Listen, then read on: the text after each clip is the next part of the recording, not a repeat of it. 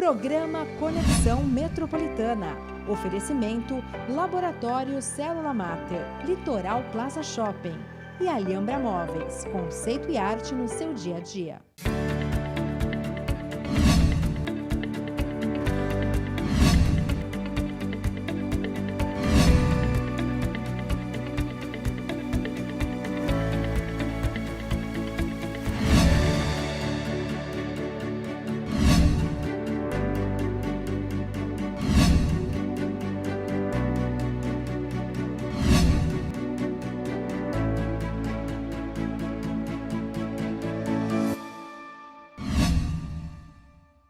Conexão Metropolitana no ar, diretamente da Alhambra Móveis, nesse ambiente aconchegante, com muito bom gosto e requinte, recebendo hoje o empresário CEO do Complexo Andaraguá, André Ursini. Tudo bom, André? Tudo bem, muito obrigado pelo convite, é um prazer estar aqui com você pela primeira vez no programa, para a gente falar de um tema tão gostoso que é o Complexo Andaraguá.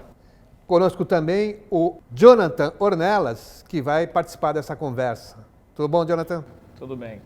Fala um pouquinho do Complexo Andaraguá, que vai ser edificado em Praia Grande, é isso, né, André? Sim, o Complexo Andaraguá ele é uma plataforma logística, o conceito de plataforma logística, que é agregar o máximo de valores dentro do mesmo empreendimento.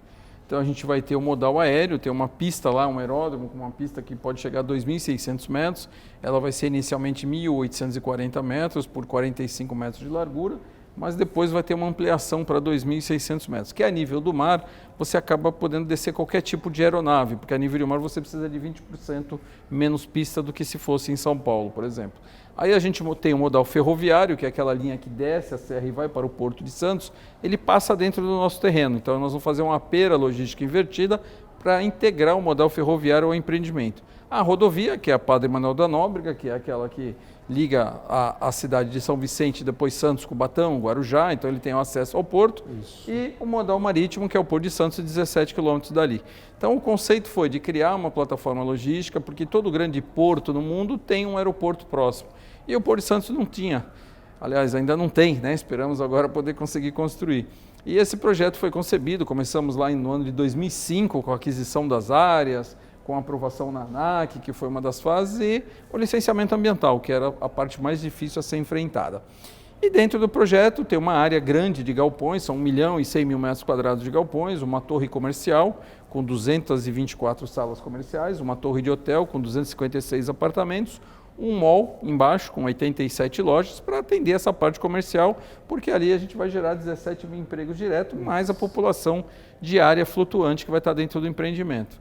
E esperamos agora aí com essa liberação do empreendimento que a gente consiga continuar, porque a gente começou no ano passado, ano 2020, uma paralisação e agora a reversão jurídica da ação. Ou seja, não é apenas um aeroporto de cargas como se imaginou ou como se propagou, é muito mais amplo, não é? Sim, é amplo, até porque, quando a gente fala em aeroporto é uma coisa muito grande, o avião é grande, mas as tarifas aeroportuárias são pequenas, então os aeroportos, você pode ver que muitos aeroportos no Brasil são deficitários.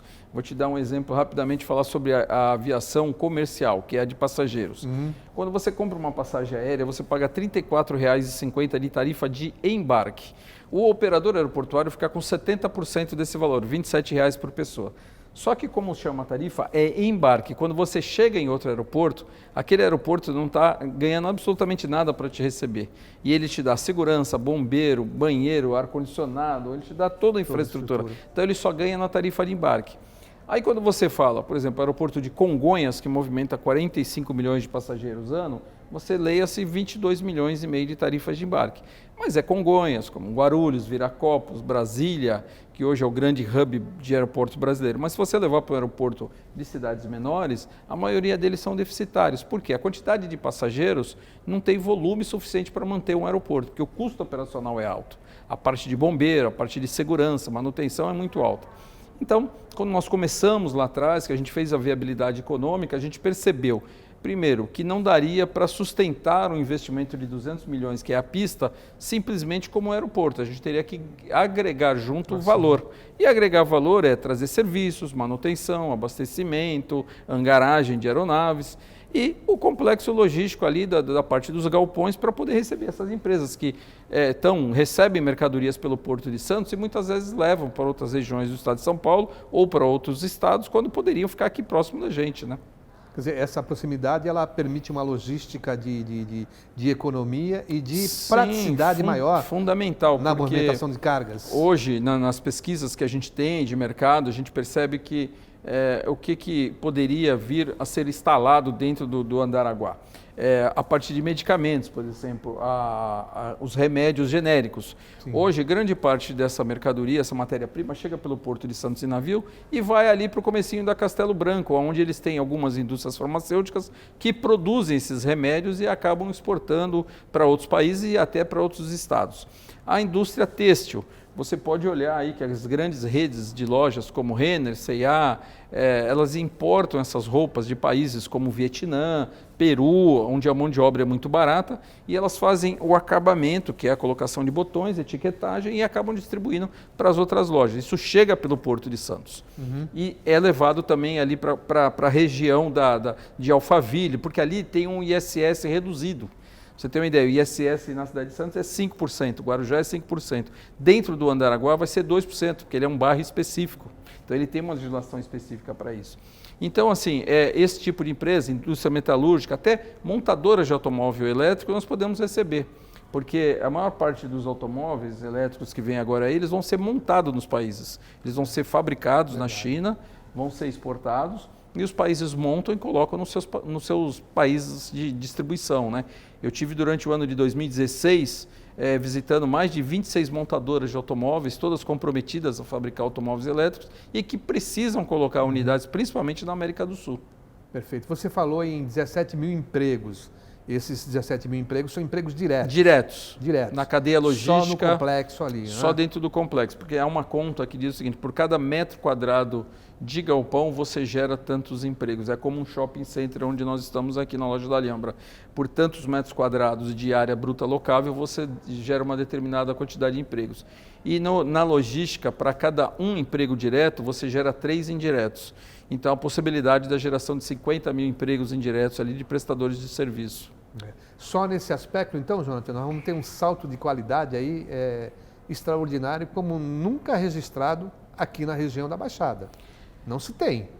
Nós tivemos, olha, é interessante essa sua colocação pelo seguinte, desde o começo das minhas audiências, Jonathan, para você ter uma ideia, em 2005, eu falava que o Andaraguá ele vai permitir a mudança do perfil socioeconômico de uma região. Por quê? Porque nós tivemos nos anos 30, com a construção da Imigrantes, depois nós tivemos na década de 50 a indústria refinaria em Cubatão, isso, polo, depois né? Na década de 70 o polo petroquímico de Cubatão, isso. Nos anos 30 tivemos o porto que trouxe o desenvolvimento. E de 90 para cá, nós não tivemos desenvolvimento. Nós não tivemos novos fatos geradores, não tivemos a indústria de tecnologia que foi para o interior do estado de São Paulo, não tivemos nada que pudesse suprir essa mão de obra. O aço brasileiro reduziu. O aço reduziu, foi para Minas Gerais, lá para Ipatinga, quer dizer... Chegou a ter um boom aqui na cidade por conta da Petrobras, que também não foi para que era uma grande promessa, né? Que vamos gerar cinco unidades, acabou virando uma, e tem aquela expectativa se desativa, nos ativa. Então, quer dizer, você colocou muito bem, acho que é uma oportunidade de uma mudança aí, de uma alteração do perfil socioeconômico da região. A gente pode falar, ou não é apropriado de se qualificar o Andaraguá como uma nova Zona Franca, não? Existe a Zona Franca de Manaus e até você também fazendo perguntas bem interessantes pelo seguinte... o estado de São Paulo é o único estado da federação que não tem entreposto da Zona Franca de Manaus. Todos os estados brasileiros têm, menos São Paulo. Durante esses meus 16 anos de projeto, o que eu fiz? Eu mais projetei, né? Então eu descobri que São Paulo não tinha, eu fui à SUFRAMA, a Superintendência da Zona Franca, pedi que a gente conseguisse dentro do Andaraguá uma área de 100 mil metros para fazer um entreposto da Zona Franca, porque eu acho que tem uma conexão direta com o Andaraguá, com a localização, com o Porto de Santos, porque poderia escoar via marítimo pelo Porto de Manaus, vir para o Porto de Santos e daqui a gente fazer a distribuição, seja por rodoviário para o sul do Brasil e para os países do sul, como Argentina, Uruguai, Paraguai, ou no aéreo para o resto do Brasil e até para esses países também. E também temos a possibilidade hoje da zona de processamento e exportação, que foi criada no ano de 2008, mas que veio com uma legislação dizendo que você tinha que exportar no mínimo 80% do que você produz dentro do complexo, o que acabou restringindo o funcionamento das EPS, como assim são conhecidas no Brasil. Só tem uma hoje em funcionamento e operação, que é em Pecém, em Fortaleza, porque ela exporta 100% do que ela produz. Ela produz chapas de aço para a fabricação de navios na Coreia do Sul. É um investimento coreano de 1 bilhão e 500 milhões de dólares de dinheiro privado, não teve dinheiro público ali e que funciona 100% exportação. E agora, com a mudança, com a alteração da lei, que pouca gente sabe, foi alterada em julho agora, se reduziu, acabou com os percentuais. Hoje a lei fala que aquilo que você conseguir exportar, você tem a suspensão do imposto. Aquilo que você nacionalizar, você recolhe o tributo. Então, a gente tem a possibilidade de criar uma zona de processamento e exportação, de criar um entreposto da Zona Franca e a gente tem também a possibilidade de fazer o alfandegamento da área através da internacionalização da pista do aeroporto, que está no nosso projeto, que a gente consiga internacionalizar e automaticamente você faz o alfandegamento da área e aí você tem a suspensão do recolhimento dos tributos só a partir do momento que a mercadoria sai de dentro do aeroporto é que o empresário recolhe os impostos. Perfeito. Jonathan. Não, legal, porque assim, eu queria entender, até acredito que para a gente falar de uma forma mais leiga, né, porque aqui eu estou aprendendo muito com vocês, entender essa questão que você falou do ISS, né? Por que os 2% dentro do complexo, né, e os 5% aqui na nossa região, que praticamente como um todo, né? O imposto sobre serviço, o ISS, é regulamentado pelo município, cada município regulamenta o seu através de lei própria para isso, né? Na época, em 2006, Praia Grande criou uma lei específica de atrativo de investimento, aonde dentro do Andaraguá, pelo volume de investimento e pela quantidade de empregos gerados, a gente tem a possibilidade da redução de 5% para 2%.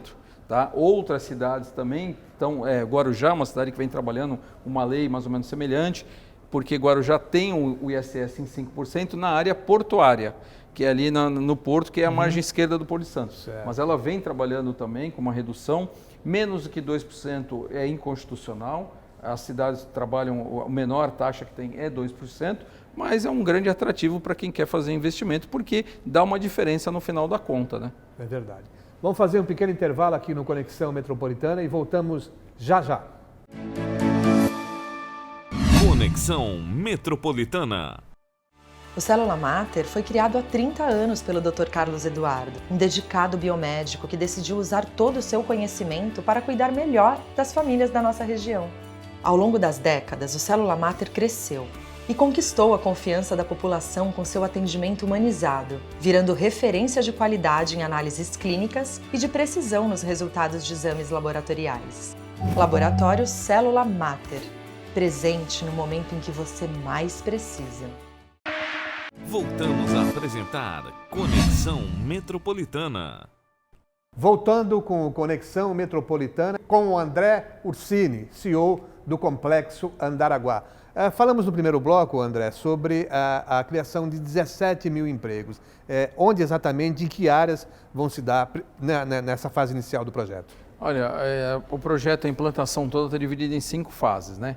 A primeira fase é uma que a gente começou, paralisamos, que agora iremos retornar, que é 240 mil metros quadrados de galpões. Isso aí, nos primeiros 2 anos, são empregos da construção civil e depois os galpões prontos são empregos ligados à área de logística, né? O que nós fizemos lá no Andaraguá, a questão de uns 3 anos ou 4 atrás, foi criar uma fundação chamada Fundação Andaraguá. Eu fui lá no Vale do Silício, peguei o mesmo exemplo que eles utilizaram na época lá, aquelas 3 hélices, universidade, recursos e empresas, e criei o mesmo sistema dentro do Andaraguá. Para quê? Para dar oportunidade de qualificação a todos. Por exemplo, os operários da construção civil dessa primeira fase vão poder se qualificar no período noturno para que depois sejam usados dentro do próximo empreendimento. aquele empresário individual, e o Brasil esse ano abriu 720 mil mês, né, microempreendedor individual, ele vai ter a oportunidade também de apresentar o seu projeto dentro do Andaraguá, através de um comitê que será criado, e ele sendo aceito, ele vai ser uma espécie de incubado. Aí ele vai ter todo o apoio, inclusive para registro no INPI, apoio jurídico, até apoio financeiro no projeto dele. Para quê? Para que ele fomente o seu negócio e quem sabe até amanhã ele possa vir a ser um empreendedor dentro do Andaraguá, sendo um inquilino de galpão. Então, assim, a ideia, o conceito é criar aquele espírito de inovação, de tecnologia, aquela integração do empreendedor querendo buscar um investidor, a multinacional lá dentro querendo ter a oportunidade de conhecimento de novos produtos, novos serviços que os empreendedores hoje estão conseguindo colocar no mercado, para criar essa energia positiva e a gente conseguir dar o retorno à Baixada Santista que a gente perdeu ao longo dos anos. Porque a Baixada, ela foi se modernizando no porto, a gente foi hoje batendo recorde de movimentação de containers, mas os terminais estão cada vez mais automatizados e mecanizados e cada vez menos humanizados, né? Então hoje o porto vai bem, graças a Deus, está ótimo, mas a gente precisa pegar essa mão de obra aí, que hoje perdeu o emprego e não tem oportunidade, e requalificá-lo. Fora, sem falar também, nos jovens, porque quem não tem na família alguém que foi estudar em outro lugar e não voltou mais para a Baixada Santista? É verdade. Isso virou, nos últimos 15 anos, é o que mais aconteceu na nossa região. E isso é uma coisa que me incomodava muito. Por que a gente não pode aqui recuperar esses jovens que estão aí no 2º grau e que pensam em fazer uma faculdade, um curso superior, um curso técnico e ficar na Baixada Santista? Nós então, tivemos essa fuga, né, de inteligência. Você sabe que dos talentos. 9 municípios da Baixada Santista, nós temos 26 instituições de ensino superior. Dessas 26, nós perdemos por ano 5 mil alunos. Então nós estamos falando em 15 anos, algo de 75 mil jovens que foram embora da nossa região. E eu acredito que isso ainda aconteça e vai continuar acontecendo enquanto o empresário da região, né, não valorizar quem é da região. Né? Valorizar, mas, Jonathan, precisa dar perspectiva de futuro, porque eu digo sempre o seguinte, nós atravessamos crises, estamos atravessando uma crise de saúde, 3 fatores mudam a história da humanidade: revolução, guerra e pandemia. A gente está acabando aí, ultrapassando uma pandemia, mas a gente sempre soube que a gente venceria.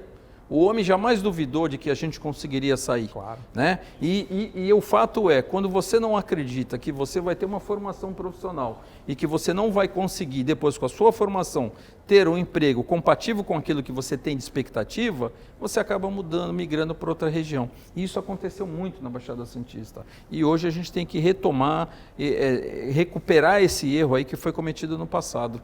O Andaraguá, ele congrega vários modais de transporte, né? E como é que você vê, por exemplo, esse esforço do governo de reacender a navegação de sabotagem? Importantíssimo. Navegação de cabotagem, uma coisa que já vem discutindo há muito tempo. O Brasil é importante, para o Porto de Santos é importante.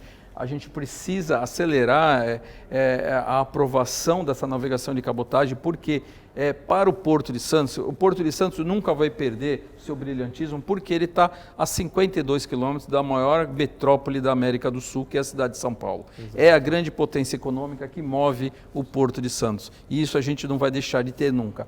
Agora, a navegação de cabotagem, ela vai dar a possibilidade do Porto de Santos, através da Grande São Paulo, da região do ABC e possivelmente um futuro próximo da Baixada Santista, exportar para outros estados por navegação, que hoje a gente não consegue. Então, porque os navios hoje chegam no Porto de Santos, depois eles vão fazer os pequenos portos, voltam ao Porto de Santos para carregar e vão embora. Então, hoje a gente precisa mudar isso. Hoje é necessário que a cabotagem fique presente no Brasil, que inclusive a gente consiga manter rotas de navio que só façam portos brasileiros. Exatamente. Que é importante para a gente poder baratear custo, né, de logística principalmente. Então eu vejo que é muito importante a gente ligar a cabotagem ao Porto de Santos, aos portos brasileiros, e principalmente o Andaraguá é um empreendimento voltado ao Porto de Santos. Verdade. A localização do Andaraguá em Praia Grande, você já mencionou alguma coisa da logística de vocês, pensada, mas ela foi estratégica? Ela poderia ter sido em outra região? Cubatão, por exemplo? Não, na época nós fizemos pesquisa para isso, né? A Baixada Santista tem 135 quilômetros de extensão de Bertioga a Piruíbe. Nós estamos ali a 64 quilômetros de Piruíbe e a 65 quilômetros de Bertioga. Nós estamos bem no centro geográfico da Baixada Santista. Outro ponto interessante, que aí é um privilégio da cidade de Praia Grande, é os 3 cabos que dão a volta no globo terrestre entram por Praia Grande. O último deles foi do Google, que foi colocado em 2018, que vem de Cabo Canaveral, passa por Praia Grande e de Praia Grande vai para Montevidéu, no Uruguai. Então, quer dizer, Praia Grande tem uma localização estratégica privilegiada, o Andaraguá tem uma localização estratégica privilegiada, porque Praia Grande tem 22,5 km de extensão, nós estamos exatamente no meio, no quilômetro 11.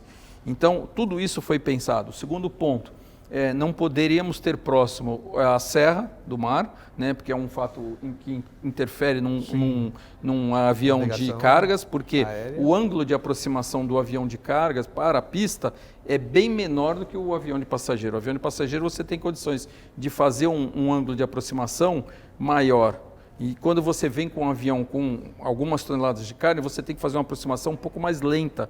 Então, ali nós estamos a 25 quilômetros da serra e estamos no outro lado, saindo por cima do mar que liga ao sul do país. Então, tinha alguns fatores. Por exemplo, o vento era outro fator predominante para que a gente conseguisse colocar a pista. O vento predominante do Andaraguá é sudeste. Nós estamos paralelo à serra com característica de vento sudeste, o que é importante para a aviação. Você mencionou a questão dos cabos e nós estamos às vésperas aí da nova tecnologia, o 5G. 5G. Né? De que maneira interfere ou interferirá na própria existência do Andaraguá? A Baixada precisa corrigir um problema que pouca gente sabe, mas é muito grave, é a falta de energia elétrica. Nós temos um esgotamento de energia na Baixada. Há já uns 3 ou 4 anos a necessidade de levarmos energia elétrica à cidade de Mongaguá, Itaém e Piruíbe. Esse processo de licitação já foi feito alguns anos atrás. Esse processo está paralisado por conta de um mesmo problema que originou o problema do Andaraguá, de licenciamento ambiental, mas a gente hoje corre um risco de colapso de energia elétrica na Baixada. Quando a gente fala de empresas, por exemplo, de call center, que é empresas que precisam de muita energia elétrica, precisam de muito abastecimento, quando eles fazem os estudos para colocar uma empresa como essa, sempre levanta uma luz amarela. A Baixada Santista precisa corrigir esse problema. Né? Nós lá no Andaraguá vamos fazer todo o telhado de placa fotovoltaica. Nós vamos gerar lá 80 megas de energia, o Andaraguá consome 40 e temos um excedente de 40 para colocar na rede. Então, a gente espera que essas coisas sejam corrigidas para que a Baixada consiga também ser um polo atrativo de empresas de tecnologia para cá. Mas o item número 1 para a tecnologia chama energia elétrica. Se não tiver energia, não tem tecnologia. É verdade. Obtendo a autorização de todos os procedimentos agora, qual é a etapa? A gente pode estabelecer alguns prazos já, André? Hoje, seguramente, podemos, porque as licenças ambientais nós temos, a licença prévia da CETESB emitida em 2014, a licença de instalação emitida ano passado, em março do ano passado, temos a decisão judicial aí no Tribunal de Justiça que revalidou a nossa licença para que a gente continue o empreendimento. Então, nós podemos dizer que se não houver uma nova ação judicial ou um recurso por parte do Ministério Público para paralisar o empreendimento, eu hoje seguramente consigo dizer para você que em 2 anos a gente está inaugurando a primeira fase do Andaraguá. O que travou a obtenção das licenças foi exatamente essa questão, esse relacionamento, preservação do meio ambiente e desenvolvimento. Como é que você vê essa questão hoje? Não só no complexo Andaraguá, mas para o desenvolvimento do país como um todo. Essa é importante, essa sua pergunta, pelo seguinte: não foi a questão da preservação, até porque a preservação é obrigado por lei e a gente tem que fazer, mas era a questão como o Ministério Público via o tipo de licenciamento que a CETESB fez. A CETESB, ela analisa o parcelamento de solo de acordo com o tipo de vegetação que tem na área. Estágio primário, estágio secundário, estágio avançado. Cada tipo de utilização, de cada estágio de vegetação, você tem um percentual de ocupação. 70% estágio inicial, 50% estágio médio e 30% estágio avançado. A CETESB, ela é criteriosa. Quando há os 3 tipos de vegetação dentro do mesmo parcelamento de solo, ela considera tudo o pior caso. Certo. No nosso caso, a gente utilizava, na primeira fase, apenas 30% da área.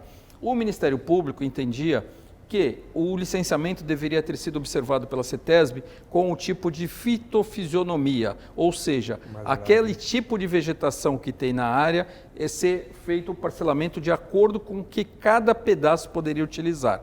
Mas do jeito que a CETESB fez, mais criteriosa, hoje a gente ocupa apenas 19% da área. Então, o que a gente conseguiu mostrar agora para os desembargadores é que nós somos mais criteriosos do que o Ministério Público estava colocando. Entendeu? E a gente conseguiu provar o seguinte, não há perda de massa vegetativa. Até porque quando você faz um empreendimento como esse, primeiro, você é obrigado a comprar uma área equivalente à área que você está fazendo a supressão de vegetação e doar ao governo do estado. Então, a mesma área que nós vamos ocupar no empreendimento, nós temos que comprar uma área para o governo do estado e fazer a doação. Segundo, nós já plantamos até hoje na cidade de Praia Grande 2.200 árvores e 840 em São Vicente. Para cada árvore tirada do Andaraguá vão ser plantadas 2 dentro da cidade. Então, praticamente, numa perda de massa vegetativa. Terceiro, todas as espécies de fauna e flora que são preservadas, elas estão sendo colocadas do outro lado na nossa área de preservação. Perfeito. Estamos encerrando aqui o nosso Conexão Metropolitana. Agradecemos muito ao André Ursini. E fique à vontade para as suas considerações finais, André. Eu que agradeço a oportunidade. Agora eu digo sempre uma frase aí que de quinta-feira nós podemos voltar a sonhar, né? Porque antes a gente estava impedido de criar expectativa. E a nossa ideia é sempre isso, é respeitar a lei, é fazer tudo dentro da legalidade. Nós temos lá quase 3 quilômetros de terrenos de frente para a rodovia, a principal rodovia de Praia Grande.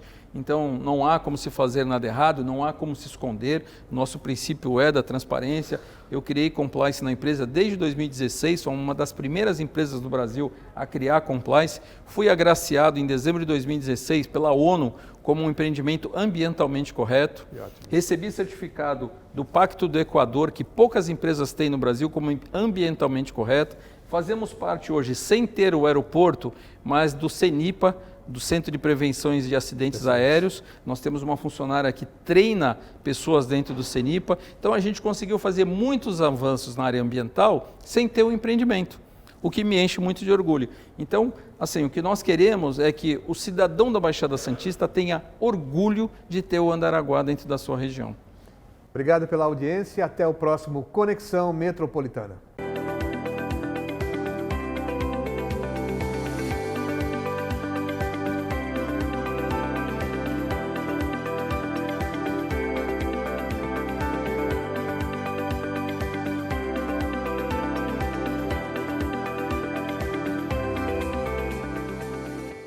Programa Conexão Metropolitana.